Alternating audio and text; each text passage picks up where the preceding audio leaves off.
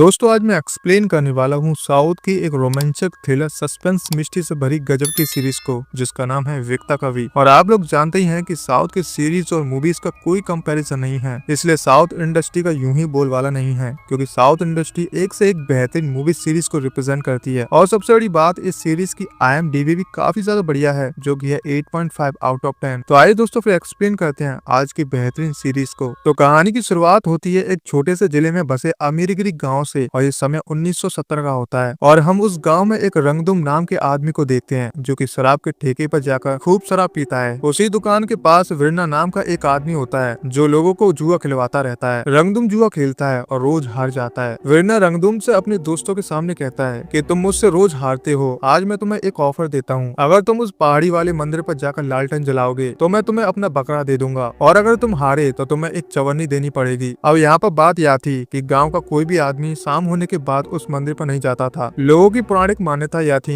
कि रात को उस जगह पर जाना खतरे से खाली नहीं है। पर रंगदुम बकरे के लालच में अपने कुछ दोस्तों के साथ वहाँ चला तो जाता है, पर यहाँ उसे कुछ ऐसा दिखता है कि वह सभी उस चीज को देखकर वही बेहोश हो जाते हैं। अब यहाँ से सीन चेंज होता है और हमें उस गाँव के महाराजा को दिखाया जाता है। आज से 25 साल पहले महाराजा के बेटे की गाँव में मृत्यु हो गई थी, इसलिए महाराजा गाँव से दूर अपने सफेद महल में रहने लगा। दरअसल पहाड़ी वाले मंदिर पर एक रात को फेस्टिवल चल रहा था और उसी दिन राजा के बेटे की मृत्यु हुई थी, इसलिए सब लोग उस पहाड़ी वाले मंदिर को शाप समझकर ना वहाँ जाते थे और ना ही उस मंदिर में पूजा होती। उस हादसे के बाद उस मंदिर में मूर्ति की पूजा होना बंद हो गई। राजा हर साल अपने बेटे का पिंडदान करता है और अब भी वह ऐसा ही कर रहा था। तभी वहाँ पर राजा का दामाद रघुपति आता है और वह कहता है कि महाराज श्री सलेम का प्रोजेक्ट अपनी समाप्ति की ओर है, इसके बाद सारा पानी वहाँ छोड़ दिया जाएगा और सारा पानी गाँव में आ जाएगा। हमें इस जगह को जल्द से जल्द खाली करना पड़ेगा। तभी वहाँ पर एक आदमी आता है और वह राजा साहब से कहता है कि गाँव से गायब होने वाले लोगों की संख्या अब 32 हो चुकी है और दिन पर दिन यह संख्या बढ़ती जा रही है। पर राजा कुछ नहीं बोलता और अपने महल की ओर चले जाता है। महल में उसकी प्रजा के कुछ लोग होते हैं जिसमें रंगदू की बीवी भी होती है। वो राजा से कहती है कि कल रात को मेरा पति भी गायब हो गया, पर राजा उसे और अपनी प्रजा को सांत्वना देकर वहाँ से अंदर चला जाता है। अब यहाँ से सीन शिफ्ट होता है और हम हैदराबाद में रामकृष्ण नाम के एक बंदे को देखते हैं। उसने अभी अभी अपना ग्रेजुएशन कंप्लीट किया था। शहर में जहाँ भी कोई घटना होती है पुलिस वाले सबसे पहले केस सॉल्व करने के लिए उसे ही बुलाते हैं। दरअसल रामकृष्ण का सपना डिटेक्टिव बनने का था। अब भी वह एक केस सॉल्व करने आया होता है और एक्यूज को देखकर वह तुरंत बता देता है कि यह मर्डर है या सुसाइड। इसी काम के लिए रामकृष्ण को पुलिस वालों से थोड़े बहुत पैसे मिलते रहते हैं जिससे उसका खर्चा चलता रहता है। उसके इस टैलेंट को देखकर हैदराबाद का नवाब आदम खान रामकृष्ण को बहुत मानने लगता है। रामकृष्ण के प्रोफेसर का नाम होता है वेणुगोपाल। ये दोनों स्टूडेंट टीचर से बढ़कर अच्छे दोस्त भी होते हैं। यह दोनों साथ में रामकृष्ण की माँ के लिए साड़ी खरीदने के लिए साड़ी की दुकान पर जाते हैं। पता ही बहुत तेज बारिश होने लगती है और यह देखकर रामकृष्ण वेणुगोपाल को वहीं छोड़कर अपनी माँ के पास अपने घर की ओर निकल जाता है। अगली सुबह वेणुगोपाल के पास उसके गांव से एक लेटर आता है जिसमें अपने गांव के हालात को देखकर वह चिंतित हो जाता है और उस लेटर में यह भी लिखा होता है कि अब तक गांव से 32 लोग गायब हो चुके हैं। फिर हम उसी समय रामकृष्ण को वेणुगोपाल के पास आते हुए देखते हैं। तभी वेणुगोपाल थोड़े से गुस्से में उससे कहता है कि कल तुम बिना पैसे दिए कहाँ चले गए थे, उस साड़ी के 50 मुझे देने पड़े। तब राम उसको बताता है कि मेरी माँ को उम्रोफोबिया है, मतलब मेरी माँ को बरसात से बेहद डर लगता है, इसलिए मैं बारिश स्टार्ट होते तुरंत अपने घर चला गया। फिर वेणुगोपाल इस चीज को सुनकर अपने गुस्से को भूलकर उसे अपने गांव के हालात के बारे में बताने लगता है कि हमारे गांव में एक प्रॉब्लम है, मैं चाहता हूं कि तुम हमारे गांव में जाकर उस प्रॉब्लम को जड़ से खत्म करो और इसके बदले तुम्हें वहां के महाराजा एक अच्छा खासा इनाम भी देंगे। रामकृष्ण वेणुगोपाल से कहता है कि मैं अपनी माँ को छोड़कर इतनी दूर नहीं जा सकता। उसी दरमियान उसकी माँ की तबीयत और बिगड़ जाती है। वह उन्हें हॉस्पिटल में एडमिट करवाता है और अब उनके इलाज के लिए पैसों की भी जरूरत थी। तब मजबूरी में और अपनी माँ के लिए रामकृष्ण वेणुगोपाल से कहता है कि सर मैं आपके गाँव जाऊंगा। तो दोस्तों अब तक तो आपको पता चल ही गया होगा कि अमीरगिरी वेणुगोपाल का गांव है। इसके बाद रामकृष्ण अमीरगिरी जाता है और उसी दौरान उसकी मुलाकात लक्ष्मी नाम की एक बेहद खूबसूरत लड़की से होती है जो अपनी कार से आ रही होती है। रामकृष्ण को पैदल आता देखकर वो अपनी कार रोकती है और उसे लिफ्ट दे देती है और उसकी बुक से हमें मालूम चलता है कि वो फिलोसफी की स्टूडेंट है। तो राम उस गाँव के महाराजा के पास पहुँचता है और उन्हें वेणुगोपाल जी का लेटर दिखाते हुए कहता है, मुझे वेणुगोपाल जी ने भेजा है, आपके गाँव में कुछ दिक्कत है और मैं उस प्रॉब्लम को सॉल्व करने आया हूँ। और राजा उससे कहते हैं कि हमारे गाँव में कोई भी प्रॉब्लम नहीं है और तुम यहाँ से अपनी बस पकड़ कर निकल जाओ। फिर रामकृष्ण बस स्टॉप पर बैठकर बस का इंतजार करने लगता है। तभी उसके पास एक बच्ची आती है और वो उससे कहती है कि क्या आप मेरे पिता को ठीक कर सकते हैं, वो मुझे भूल गए हैं। यह बात सुनकर रामकृष्ण को अपने पिताजी की याद आ जाती है। उसने कभी भी अपने पिता को नहीं देखा, बचपन से लेकर आज तक उसकी माँ ने ही उसे पाल पोस कर बड़ा किया है। फिर राम उस बच्ची से कहता है कि चलो मुझे अपने पिता के पास लेकर चलो। वो बच्ची उसे एक मंदिर में लेकर जाती है और उस मंदिर की खिड़की से उसे अंदर झांकने को कहती है। जब राम उस खिड़की से अंदर देखता है तो तो वह अचंभित रह जाता है। उस खिड़की के अंदर वाले कमरे में बहुत सारे लोग थे। उन्हें देखकर ऐसा लग रहा था कि वह सब कुछ भूल चुके हो।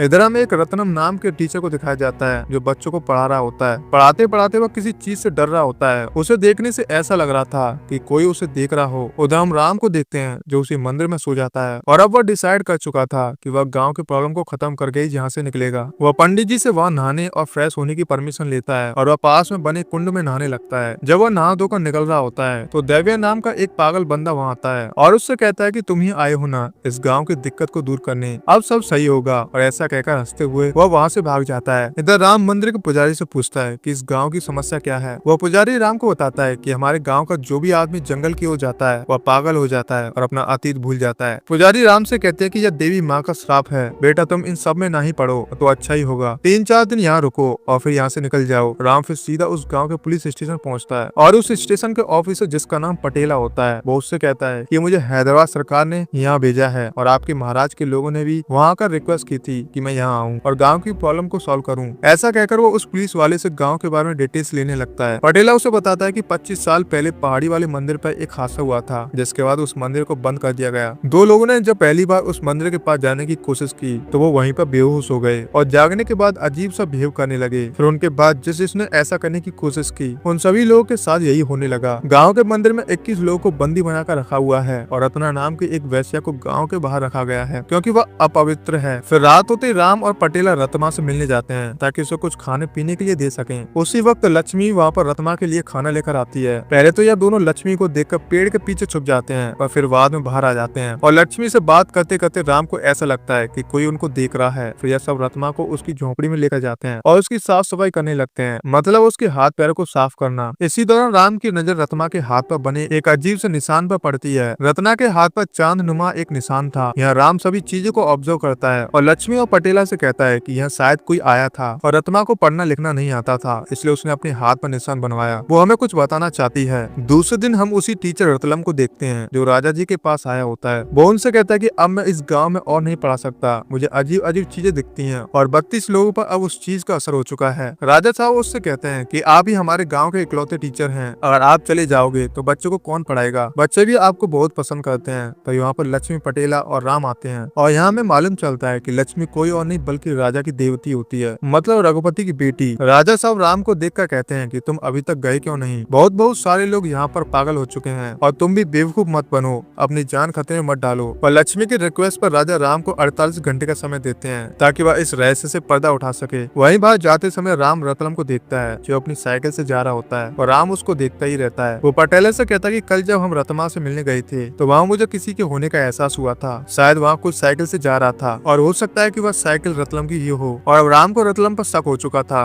वो चोरी छुपके उसके घर जाते हैं और उसके घर की तलाशी लेने लगते हैं। यहाँ राम को एक लेटर ही मिलता है और जब वो उस लेटर को देखता है तो पता चलता है कि वो एक लव लेटर है और यहाँ हमें पता चलता है कि रतलम वैसे रतमा से प्यार करता है। इसी दौरान वो टीचर रतलम वहाँ पर आ जाता है। राम रतलम से कहता है कि तुमने तो उस रतमा से प्यार किया और जब वो ऐसी हालत में है तो तुम गाँव छोड़कर जाना चाहते हो। तब रतलम राम से कहता है कि जब पिछली रात में रतमा से मिलने गया था तो मैंने देखा कि तुम लोग उसकी देखभाल कर रहे थे, उसका अच्छे से ख्याल रख रहे थे, तो मैंने सोचा कि तुम ही उसकी देखरेख कर लोगे। फिर मैंने डिसाइड किया कि मैं इस गांव को छोड़कर चला जाऊंगा। वैसे भी किसी को कुछ नहीं पता कि इस गांव में क्या हो रहा है। जब सबको हकीकत पता चलेगी तो कोई भी इस गांव में नहीं रहेगा। फिलहाल इस गांव में इतने सारे हादसे हो चुके हैं, यह गांव अब पहले जैसा नहीं रहा। आज रात तुम नदी के पास मिलो, मैं तुम्हें इस गाँव के बारे में कुछ बताता हूँ। फिर जब रात को राम रतलम से मिलने नदी के किनारे जाता है तो वो देखता है कि उस नदी में कुछ बोट्स घूम रही होती हैं, पर बहुत देर इंतजार करने के बाद भी वहाँ टीचर रतलम राम से मिलने नहीं आता। अब अगली सुबह राम पटेला से मिलता है और वह दोनों जंगल की साइड निकल जाते हैं। वहाँ उन्हें वही टीचर रतलम मिलता है जो अपनी याददाश्त भूलकर पागल हो चुका था। फिर गाँव वाले भी उसे कुछ रिचुअल्स करके उसको उसी कमरे बंद कर देते हैं। उसके बाद राम पटेला से सीआरए का रिपोर्ट मंगवा कर पढ़ने लगता है। उसे उस रिपोर्ट से पता चलता है कि 25 साल पहले उस पहाड़ी वाले मंदिर के पास एक जोरदार फंक्शन का आयोजन किया गया था। यहाँ अचानक भयंकर बारिश होने की वजह से 106 लोग अपनी जान से हाथ धो बैठे थे। बहुत सारे लोगों को यह बात हजम नहीं हुई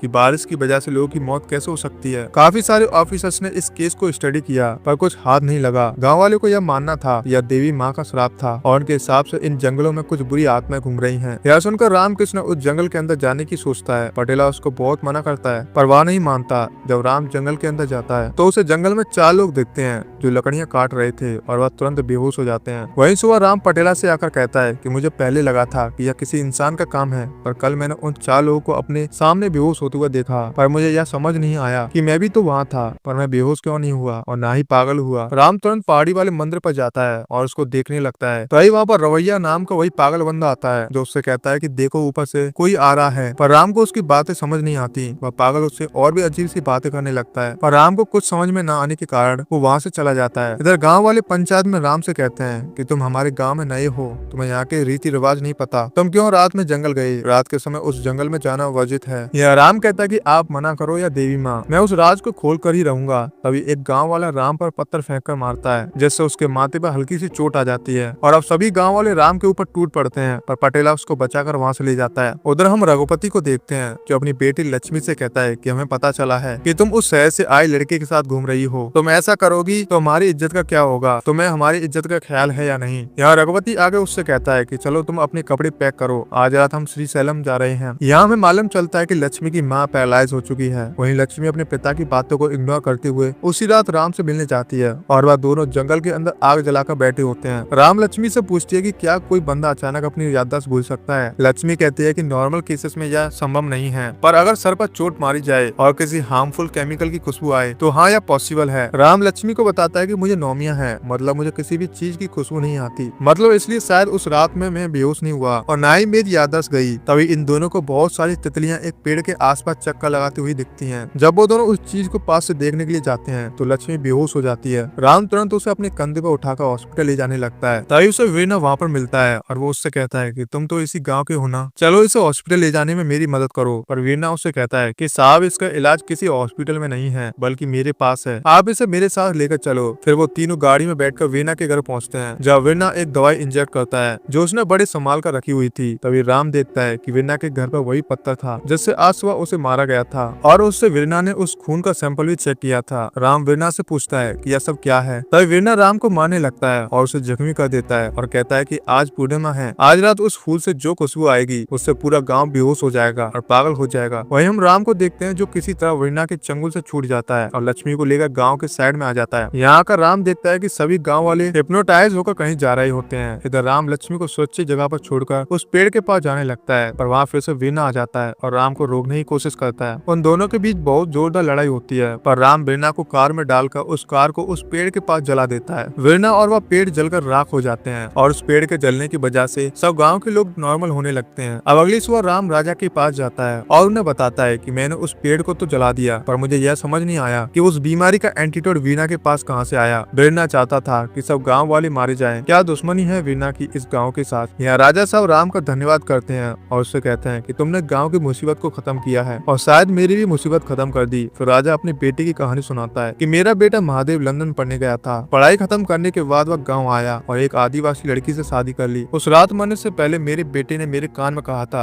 किले की पूर्व की ओर। इसके बाद मैंने किले के पूर्व की ओर हर एक जगह को छान मारा पर मुझे कुछ नहीं मिला। वह सवाल मेरे मन में सूल की तरह अभी भी चुभ रहा है कि आखिर उसने उस दिन क्या कहा था। कुछ दिनों बाद श्रीशैलम प्रोजेक्ट भी खत्म हो जाएगा और मेरे बेटे का राज पानी में डूबकर कहीं दफन हो जाएगा। फिर राम राजा के पुराने महल में जाता है ताकि कुछ तथ्यों को एग्जीक्यूट कर सके। यहाँ राम को महादेव और उसकी बीवी की फोटो मिलती है और इसी के साथ यह सीरीज यहाँ से सस्पेंस में टर्न लेती है और हमें पता चलता है कि महादेव और कोई नहीं बल्कि राम का ही पिता था, क्योंकि महादेव के बगल में उसकी माँ की भी फोटो थी। हुआ ऐसा था कि महादेव के मरने के बाद राम की माँ गाँव छोड़कर हैदराबाद चली गई। फिर पटेला राम को उस जले हुए पेड़ के पास लेकर जाता है। उससे कहता है कि मैंने हर जगह छान मारा पर वीणा की लाश कहीं नहीं मिली, इसका मतलब वह अभी भी जिंदा हो सकता है। तभी वहाँ पर एक आदिवासियों का समूह आ जाता है और समूह के साथ वहाँ उसका मुखिया पशुपति भी होता है। वह राम से कहता है कि तुमने व्यर्थ में एक पेड़ की जान ले ली, या देवी माँ का श्राप है जो तुम लोगों पर कहर बनकर बस रहा है। तभी राम की नजर पशुपति की छाती पर बने टैटू पर जाती है। ऐसा ही सेम टैटू उसकी भी छाती पर था पर अधूरा है। राम फिर वहाँ से निकलकर उस महल के पूर्व की ओर छानबीन करने लगता है। तभी वह वहाँ पर ऑब्जर्व करता है कि कोई उसका पीछा कर रहा है। राम उसको पकड़ने की कोशिश करता है पर वह भाग निकलता है और यह कोई और नहीं बल्कि रघुपति का बंदा होता है। राम फिर पटेला के साथ पशुपति से मिलने जाता है और उनसे महादेव के बारे में पूछने लगता है। वो बताते हैं कि उस राजा के बेटे ने हमारे धर्म की लड़की से शादी की पर उसने हमारे रीति रिवाजों को ठुकरा दिया, इसलिए देवी माँ ने उसे श्राप दे दिया। राम यह सुनकर वहाँ वापस आ जाता है और रास्ते में पटेला राम से कहता है कि तुम मानो या ना मानो, मेरे हिसाब से वीरना और रघुपति के बीच में कोई ना कोई संबंध जरूर है। उस रात वीरना पूरे गांव का सर्वनाश चाहता था। उसी रात रघुपति अपनी फैमिली के साथ यहाँ से जाने वाला था और वीरना के पास एंटीडोट होते हुए भी वो किसी को भी नहीं देता था, उसने सिर्फ लक्ष्मी को ही दिया। ऐसा क्यों, या मेरी समझ में नहीं आ रहा। यह सुनकर राम भी सोच में पड़ जाता है और जाकर सीधा राजा साहब से मिलता है। वो उनसे कहता है कि मुझे महादेव के बारे में थोड़ा डिटेल में जानना है, इससे मुझे चीजों को समझने में आसानी होगी। तो राजा साहब बताने लगते हैं और इसी के साथ सीन पास्ट में चला जाता है और हम देखते हैं कि महादेव अपनी पढ़ाई पूरी करके गाँव आया होता है। सारे गाँव वाले और हम सब परिवार वाले बहुत खुश होते हैं। तभी महादेव को यह पता चलता है कि इसकी बहन यशोधरा, मतलब कि राजा की बेटी रघुवती नाम के लड़के से प्यार करती है। रघुपति के गरीब होने के बावजूद महादेव सबको समझाकर बुझेलाकर दोनों की शादी करवा देता है। उधर महादेव और गौरी बचपन से ही एक दूसरे से प्यार करते थे। महादेव ने वादा किया था कि मैं आकर तुमसे शादी करूंगा, पर राजा के ना मानने पर महादेव गौरी को जंगल ले जाता है और कहकर जाता है कि वो अपनी आगे की जिंदगी वहीं गुजर असर करेगा। कुछ सालों बाद उन दोनों को एक बच्चा होता है। वही इस कहानी का मेन किरदार रामकृष्ण है। इसी खुशी की वजह से राजा साहब महादेव को अपना लेते हैं। उस सब वाले दिन गाँव के लोग और आदिवासी उसी मंदिर में जाकर पूजा पाठ करते हैं और उस बच्चे की छाती पर अपनी परंपरा के अनुसार टैटू बनवाने लगते हैं। पर तभी वहाँ पर महादेव आता है और कहता है कि यह कितना छोटा बच्चा है, इसको इतना दर्द मत दो, कितने जाहिल हो तुम लोग। और ऐसा कहकर वह बच्चे को अपने हाथ में लेकर वहाँ से चला जाता है। यह देखकर पशुपति देवी माँ से श्राप मांगने लगते हैं कि हे देवी, इस मूर्ख की बातों का अनुसरण ना करो। पर उसी रात बारिश की वजह से हमारे 100 से अधिक लोग मारे गए और एक जगह पर राजा को महादेव बड़ी नाजुक हालत में मिला। जब राजा ने उसे बचाने की कोशिश की तो मरने से पहले उसने राजा के कान में यह कहा कि महल के पूर्व में इधर हमें रघुपति की कुछ सच्चाई पता चलती है कि रघुपति ने यशोधरा से प्यार का नाटक करके उससे शादी की ताकि उसकी प्रॉपर्टीज हड़प सके। साथ ही आज से 25 साल पहले उसने ही उसे पैरालाइज किया था और जब रघुपति को गुस्सा आता तो वह अपना गुस्सा उस पर निकालता रहता। उसी टाइम लक्ष्मी इस चीज को देख लेती है और बहुत शौक में चली जाती है। वह अपनी माँ के पास आकर उसको दिलासा देने लगती है और कहती है कि मुझे अभी तक तो बस यही पता था कि मेरे पिता सिर्फ एक अच्छे पिता नहीं है, पर वह तो अच्छे इंसान ही नहीं है। दूसरे दिन रघुपति उस मंदिर में चोरी चुपके जाने लगता है और शॉकिंगली इस मंदिर में वीरना पहले से मौजूद होता है। मतलब पटेला की बात सच थी या दोनों मिलकर गांव की बर्बादी चाहते हैं। इधर राम को राजा की एक बात याद आती है। उसने राजा साहब से पूछा था कि उस दिन उस हादसे में कोई बचा, तो राजा साहब ने कहा था कि हाँ देव्या, पर वह पागल हो गया। उस रात क्या हुआ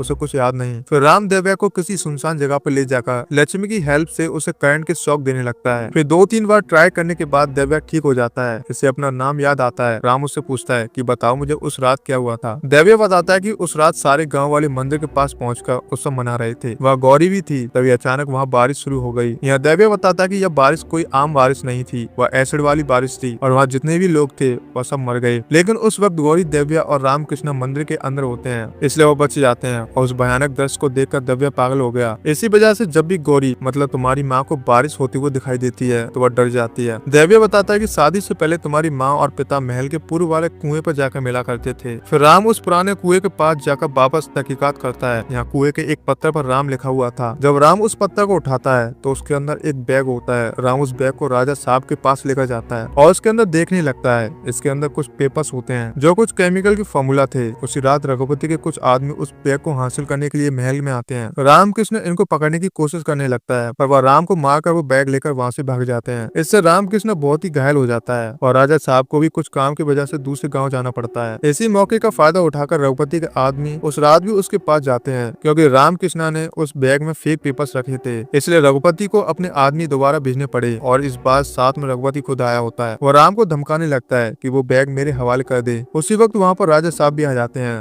और रघुपति के आदमियों को गन से मारकर उसे अपने कब्जे में ले लेते हैं। और रघुपति को समझ में आ जाता है कि यह राम और राजा साहब का नाटक था। रघुपति को रंगे हाथों पकड़ने के लिए राजा साहब कहते हैं कि देव्या से मुझे पता चल चुका है कि रामकृष्ण मेरा पोता है। और फिर वह रघुपति से कहते हैं कि बताओ उस बैग को क्यों चुराना चाहते थे। फिर रघुपति सब बताने लगता है और कहानी यहाँ से पास्ट में चली जाती है। रघुपति कहता है कि जब महादेव लंदन से इंडिया वापस आया तो एक दिन रघुपति और महादेव हैदराबाद के नवाब से मिलने उसके यहाँ पहुंचे। महादेव नवाब आदम खान से कहता है कि हमारे एरिया में ढंग से बारिश नहीं होती। मैंने लंदन में बारिश के बारे में रिसर्च की थी। मेरी रिसर्च से यह पता चला कि हम आर्टिफिशियल बारिश करवा सकते हैं। मैंने एक केमिकल फॉर्मूला तैयार किया। उस फॉर्मूले को आसमान में जाकर अगर बादलों में डाला जाए तो वाटर ड्रॉपलेट्स बनेंगे जो बारिश करेंगे, पर इसके लिए मुझे आपके प्लेन की जरूरत पड़ेगी। उस समय तो आदम खान हाँ कर देता है, पर अगले दिन वह रघुपति को अलग से मिलने के लिए बुलाता है और कहता है कि देखो रघुपति, महादेव पूरे गांव में बारिश बरसाकर गांव वालों के लिए भगवान बन जाएगा, पर तुम्हें क्या मिलेगा सोच कर देखो कि अगर तुम उस फॉर्मूले को आउट करवा दो तो मैं तुम्हें मालामाल कर दूंगा और मैं पॉलिटिक्स पार्टी में आने के बाद भी तुम्हें सपोर्ट करूंगा। इसके बाद वो उसे एक साइंटिस्ट से मिलवाता है जो कोई और नहीं बल्कि वीरना होता है। तभी वहाँ पर एक गाँव का आदमी आता है जो राजा साहब से कहता है कि राजा साहब गाँव के घर जल रहे हैं। यह सुनकर सब वहाँ से उठकर गाँव की ओर चले जाते हैं और इसी बीच वीरना लक्ष्मी को जख्मी करके रघुपति के पास ले जाता है। तभी हमें एक शॉकिंगली बात पता चलती है है कि वह आदम खान पाकिस्तान से मिला हुआ है और आदम खान पाकिस्तान के एक बंदे से कहता है कि हमारे एक साथी जोसेफ ने एक फॉर्मूला फाइंड आउट किया है, अगर वो फॉर्मूला किसी पेड़ में इंजेक्ट किया जाए तो उस पेड़ से एक अजीब सी खुशबू आती है जिसे सूंघने के बाद लोग पागल हो जाते हैं और अपनी याददाश्त खो देते हैं। जोसेफ ने उसका एंटीडोट बना लिया है। इसी फॉर्मूले को हम बॉर्डर पर इस्तेमाल करेंगे और इंडियन आर्मी को पागल कर देंगे और वो बारिश वाली फाइल भी जल्दी हमारे हाथ लगेगी।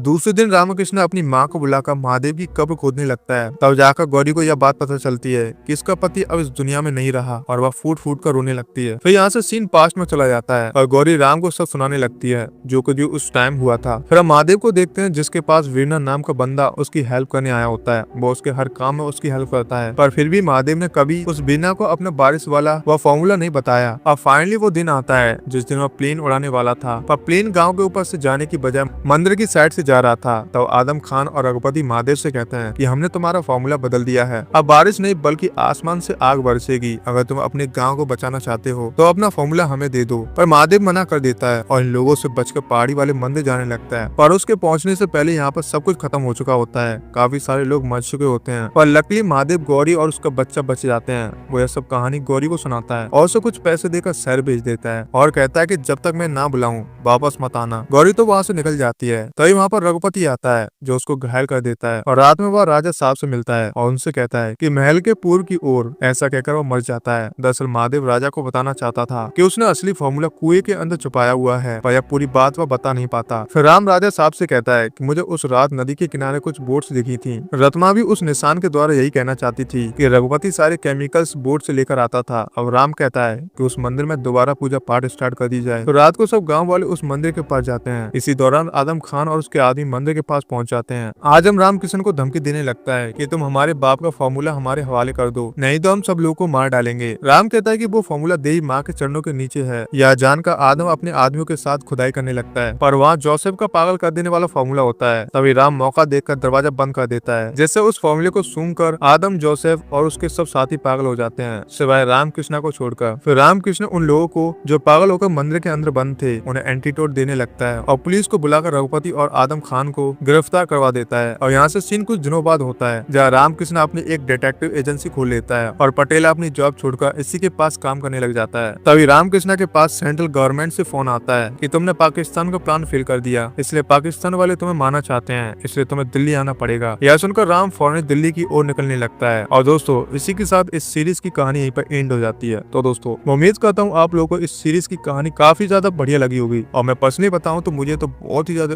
बढ़िया लगी इस सीरीज की कहानी। और मैं आप लोग से जानना चाहता हूँ कि आप लोगों को इस सीरीज की कहानी कैसी लगी, तो आप लोग कमेंट करके बताइएगा। तो फिर मिलते हैं दोस्तों एक और बेहतरीन सीरीज के साथ। जय हिंद दोस्तों।